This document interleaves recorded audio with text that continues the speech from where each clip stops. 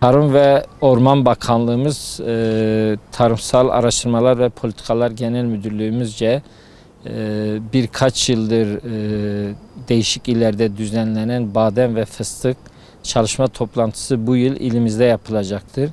25-26 Eylül tarihlerinde Batman Kültür Turizm Müdürlüğü'nde saat 9.30'da programımız başlayacaktır. Bu programı bakanlığımız, il müdürlüğümüz ve Batman Fıstık Üreticiler Birliği ile beraber tertipledik. Son yıllarda ilimizde bilindiği üzere gittikçe bir fıstık dikim alanları artmaktadır.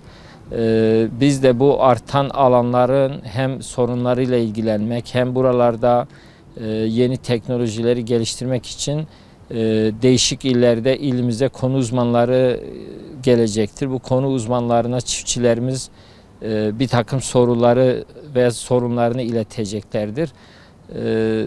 Bu çerçevede 2 gün boyunca düzenlenecek olan çalıştayı da ilimizin bundan sonraki fıstık üretim alanları, fıstık kalitesiyle ilgili bir takım faydalar elde edileceğine inanıyorum.